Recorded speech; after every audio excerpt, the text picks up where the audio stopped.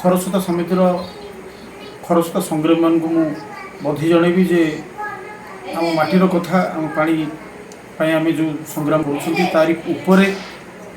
दीर्घदिन धरी समस्या लगी रही सरकार जहाँ पदक्षेप रही निश्चित भाव में आमको कष्ट दूसरी तेणु आम आशा करवा ये संगीत माध्यम किसी वार्ता रही जहाँ को विप्लवी कवि तथा सारस्वत साधक गीतिकार दामोदर धल ये गीत लिखिं ये गीत म्यूजिक कंपोज मुझे गाई सुनांजन गायिका अरूपमा नायक आउ परिकल्पना थिला जड़े युव विप्लवी नेता तथा वरिष्ठ सांबादिक सुकांत कुमार दास मु आशा करी गीत माध्यम आपण मैंने अनेक वार्ता पाइबे तेणु ये स्वर आपण मानकर ये लड़ई आपण मानकर समस्ते गोटे मुठा को एकजुट करी आम चाहिए आम खरस्रोतार पानी को आम रखिपर आम निश्चित भाव में आम आंदोलन सफल हो आसंती कार्यक्रम देखा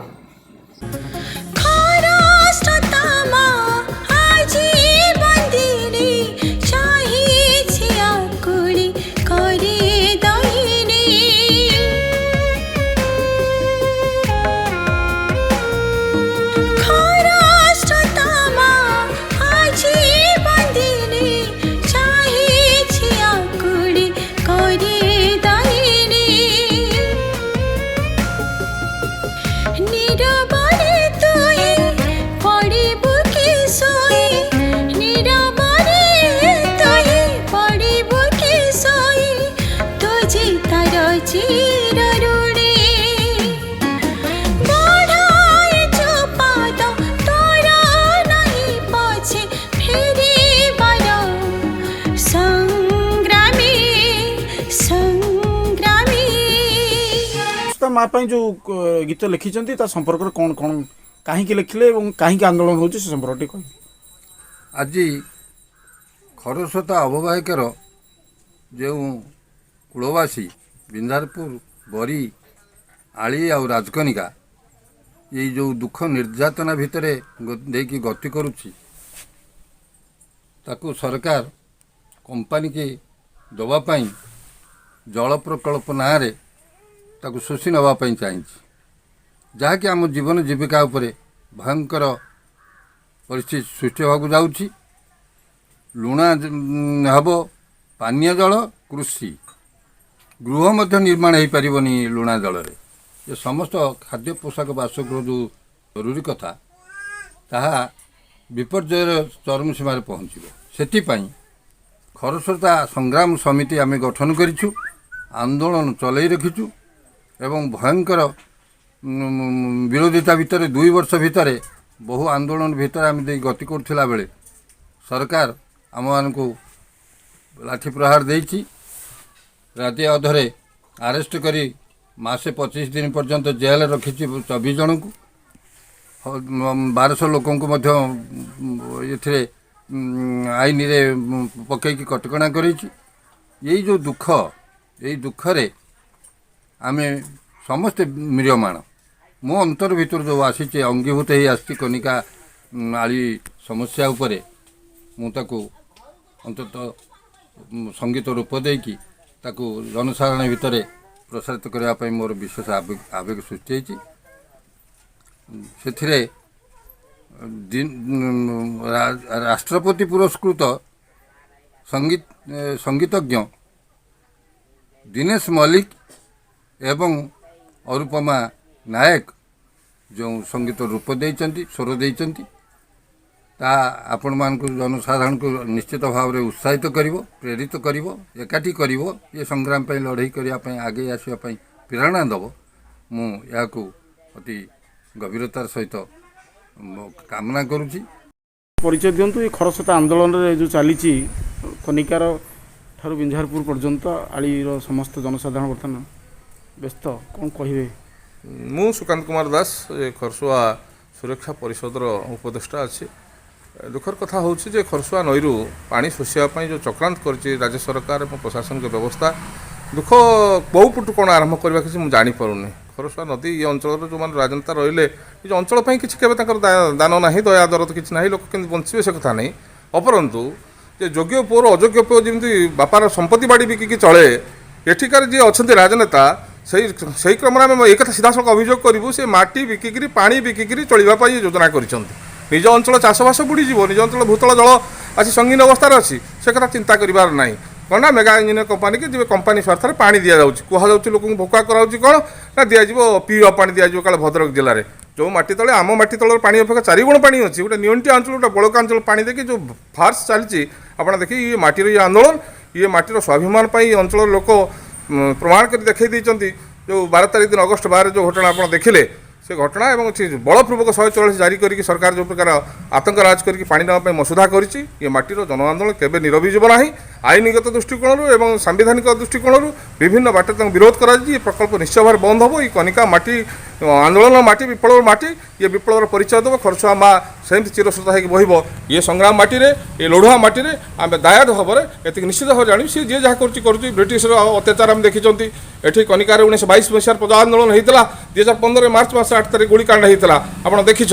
कनिका विप्लव कर जो परंपरा अच्छी से परंपरार जवाब दब और खरसुआ पानी जो मैंने मूल करने चाहते सौदा करने चेष्टा करते निश्चित प्रतिहत हम खरसुआ तार निज धारा सबुदिन चिरश्रोता होगी प्रवाहमान हम विगत दिन में आप प्रचार माध्यम संगीत प्रचार माध्यम आप विभिन्न गाँ गलिर जनसाधारण को चेतावनी देते संगीत माध्यम केमती से कौन अनुभूति थी जनसाधारण देखो साधारण लोक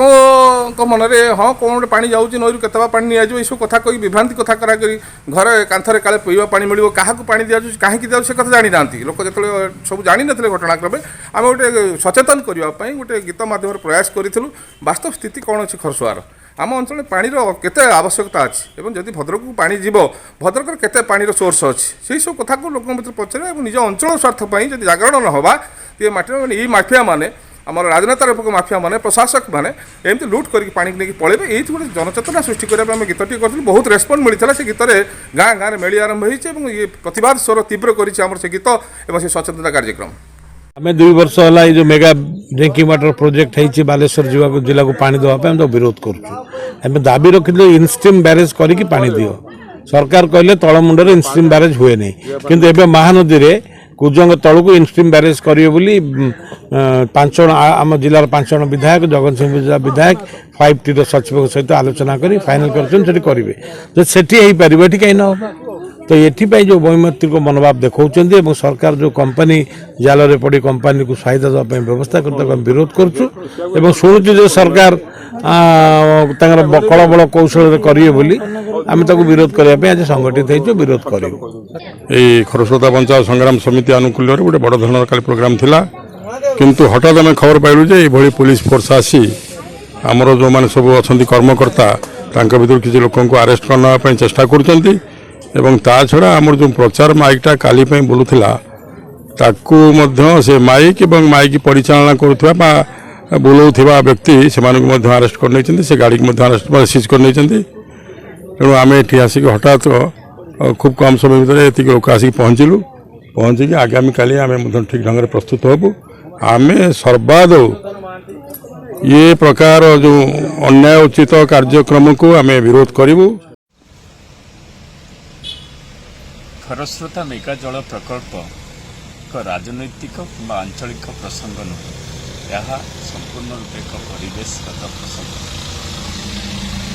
राज्य सरकार और प्रशासन ये प्रसंगटी को मूल प्रसंग ठारू दूरे रखी साधारण लोक आज लड़ाई लगे देती प्रकल्प पर प्रकल्प एक सीमित नदी जलस्रोत शोषण योजना कर परिवेश प्रति एक घातक संकट भितरकनिका जातीय उद्यान ये जातीय संपद ये भारत आवश्यकता यार सुरक्षा पाई मधुर जलस्रोतर निश्चिंत आवश्यकता अच्छी बोली विज्ञान सम्मत तत्व रही तेरे प्रशासन एठी मेगा प्रकल्प करने को हेले ताहापाई जहा स्टडी करा जिबार आवश्यकता अच्छी ताहा सरकारी स्तर रे सेतिकी इफेक्ट माने सेतिक भाव में गुरुत्व दि जाएनि जो कारण आज ये बृहत जल प्रकल्प मान ଭିତରକନିକାକୁ ଆଗାମୀ ଦିନରେ ଏକ ଧ୍ୱଂସ ମୁଖକୁ ଟେକିଦେବ, ତେବେ ପ୍ରଶାସନ ଆଉ ଏ ଲଢ଼େଇ ଭିତରେ ନ ରହି ଏ ପରିବେଶଗତ ସମସ୍ୟାକୁ ତାର ଉଚିତ ପ୍ଲାଟଫର୍ମରେ ଆଲୋଚନାକୁ ଆସୁ ଆଉ ତଥା ଏଥିରେ ବନ ବିଭାଗ ପରିବେଶ ବିଭାଗ ଏ କଥାରେ ହସ୍ତକ୍ଷେପ କରୁ, ଏ କଥାର ଆବଶ୍ୟକତା ପଡ଼ିଲାଣି। ଏ କେନ୍ଦ୍ରାପଡ଼ା ଜିଲ୍ଲାରେ ଆଜି ଏ ଆନ୍ଦୋଳନ ଏକ ଜୀବିକାର ପ୍ରସଙ୍ଗକୁ ଭୁଲି ଏବେ ଲହୁଲୁହାନର ପ୍ରସଙ୍ଗ ହୋଇଯାଇଛି। ଆଜି ଅନଶନକୁ କେତେ ଦିନ ହେଲା ଆଉ ଆପଣଙ୍କର ଏ ଅନଶନର ବାର୍ତ୍ତା କ'ଣ ସରକାରଙ୍କ ପାଖରେ ଆଉ ଓଡ଼ିଶାବାସୀଙ୍କ ପାଖରେ? ଆଜି ଏ ଅନଶନ ଷଷ୍ଠ ଦିନରେ ସମ୍ଭାବନା ଯେ କି ଭିତରକନିକାର ସୁରକ୍ଷା ପାଇଁ ଭାରତ ସରକାରଙ୍କ ଗେଜେଟ୍ ନୋଟିଫିକେସନରେ ଗଢ଼ା ହୋଇଥିବା Bhitarkanika eco sensitive zone monitoring committee ସଦସ୍ୟ ଭାବରେ ଏ ଅନଶନ। ତେବେ ଜିଲ୍ଲାପାଳ ତାର ଅଧ୍ୟକ୍ଷ ରାଜନଗର ବନଖଣ୍ଡ ଅଧିକାରୀ ତାର ସଦସ୍ୟ ସମ୍ପାଦକ ସେ ତାଙ୍କର ଭିତରକନିକା ସୁରକ୍ଷା ପ୍ରସଙ୍ଗକୁ ଭୁଲି ଯାଇଛନ୍ତି, ଏଠି କମ୍ପାନୀର ପ୍ରତିନିଧିତ୍ୱ କଲେଣି। ତେବେ ମୂଳ ଲକ୍ଷ୍ୟ ହେଲା ଭିତରକନିକାକୁ ସୁରକ୍ଷା ଦେଇ ବଳକା ଜଳ ମଣିଷର ତୁଣ୍ଡରେ ଦେଲେ କିଛି ଦୁଃଖ ନାହିଁ। ଜଳ କେବଳ ମଣିଷର ହକ୍ ନୁହେଁ,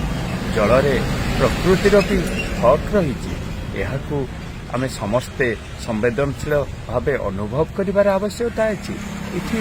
ବାଦବିବାଦ ଆସିଲା କେଉଁଠି, ଆକ୍ରମଣ ପ୍ରତି ଆକ୍ରମଣ ଆସିଲା କେଉଁଠି, ଏଠି ଆନ୍ଦୋଳନ ଅନଶନର ଆବଶ୍ୟକତା ଆସୁଛି କେଉଁଠି? ଜଳବାୟୁ ପରିବର୍ତ୍ତନ ବିଭାଗ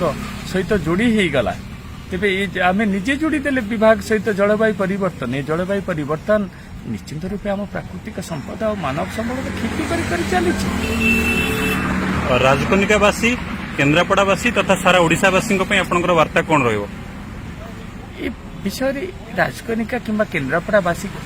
ଅକେଲା କିମ୍ବା ଭଦ୍ରକବାସୀ ଭାବିବାର ଆବଶ୍ୟକତା ନାହିଁ। ଏ ଗୋଟେ ରାଜ୍ୟସ୍ତରୀୟ ପ୍ରସଙ୍ଗ, ରାଜ୍ୟବାସୀ ଭାବିବାର ଆବଶ୍ୟକତା ଅଛି। ଉପକୂଳ ଅଞ୍ଚଳରେ ଯେଉଁ ଭିତରକନିକା ଲୁଣା ଜଙ୍ଗଲ ସୃଷ୍ଟି ହୋଇଛି ତାହା ସେଠି ଏକ ପ୍ରାକୃତିକ ପରିବେଶ ପାଇଛି ବୋଲି ସେଠି ସମ୍ଭବ ହୋଇଛି, ଗୋପାଳପୁରରେ ହେଇନି, ପୁରୀର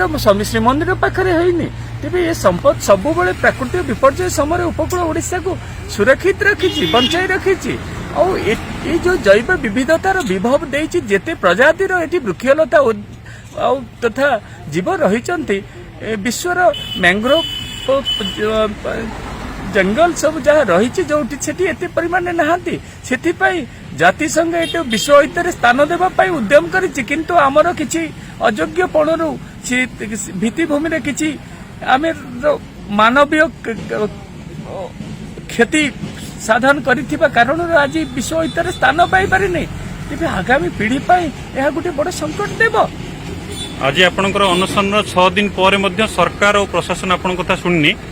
ଆଗକୁ ଏ ଅନଶନ କେତେ ଦିନ ଚାଲିବ? ଏ ଅନଶନ ନିଶ୍ୱାସ ଥିବା ଯାଏ ବିଶ୍ୱାସ ରଖିଛି ରହିବ। ଆଉ ପ୍ରଶାସନ ସେଇ ଭିତରକନିକାର ସୁରକ୍ଷା ପାଇଁ ନିଶ୍ଚିନ୍ତ ନ କଲେ ଅନଶନ ଜାରି ରହିବ। ସବୁ ଜୁଲମ ପରେ ବି